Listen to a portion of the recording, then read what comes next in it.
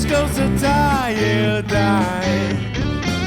I'll soon be with you, my Lord. Hi guys, welcome back to another video, and for some reason it's only the second SG to be on the channel and the first Gibson SG. This one is it's an SG Standard T from 2017. So what I'll do is I'll go over the top and bottom of this spec wise, and then tell you some of my thoughts about how I've found SGs as someone who doesn't tend to play them, and also, you know, if you've got the SG bug, which I can't blame you because they do look really cool. I like the white, black and cherry red ones. I just think they are a cool looking guitar. But this one spec wise, obviously all black. You got the smaller pickguard there. It is a mahogany body as well as a set mahogany neck there. And that goes on to a rosewood fingerboard, particularly dark rosewood on this one as well. I had to check it if it wasn't ebony. 12-inch radius. Gone to the headstock just there. Really nice clean on the headstock. No sort of chips or dents or lacquer coming off. And on this you do get the lock-in Grover tuners as well, which I am a huge fan of. The only bit of untidy work is that the strap lock here has been replaced at some point or moved, and you can just see there it's not the tidiest job, but everywhere else on the guitar is, you know, particularly clean. The star of the show I think with this guitar is the classic 57 pickups. I'm a huge fan of these pickups. I first heard them on the Epiphone 1960 tribute that I did a few weeks ago. They sound brighter on this guitar because of the nature of the SG compared to Les Paul, but they are, you know, stunning pickups. This particular guitar as well, anyone who's heard the sort of people not liking the PCB era of Gibson, this is what that looks like, just in case you've ever wondered. And on this particular guitar, obviously this isn't fitted. It has the House of Tone 50s wiring loom instead, which actually is a really nice upgrade. And if you look at the wiring looms that are, you know, like Monty's and stuff, and you think, you know, they're a little bit pricey, the House of Tone one is definitely a good option. You know, so I would check that out. So, you know, that's the top and bottom of the guitar then. I think what we'll do now is we'll go through the sound demos, a bit more sort of, you know, cliche SG riffs, because why not? And we'll look at some cleans and some super sort of driven stuff, and then I'll come back and talk about sort of what I think about the SG.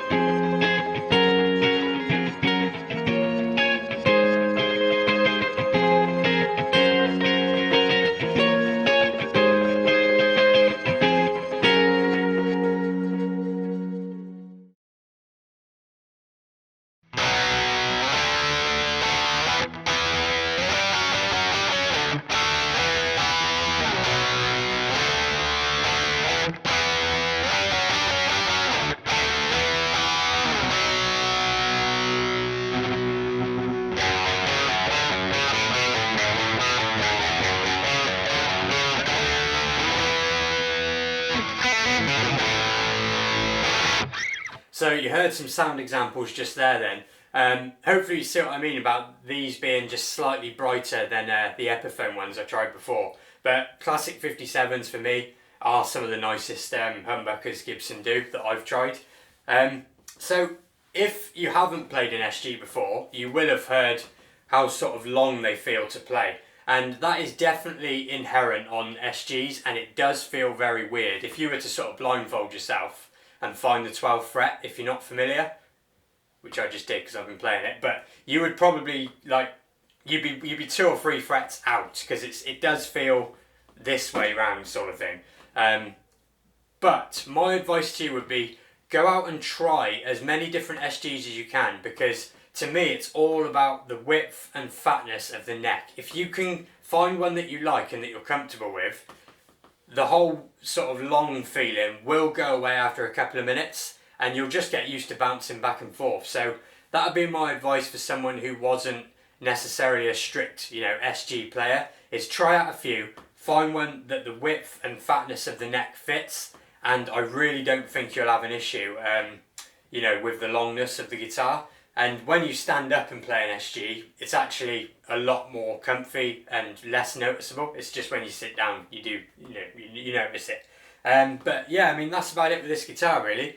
I have properly enjoyed it, and given that this guitar is half of the price of the standard 50s Les Paul I have, and I've enjoyed playing this just as much, it is, it does make me think that I definitely at some point need an SG in my own guitars. But links to this one, as always, down below, and I will see you again on another video.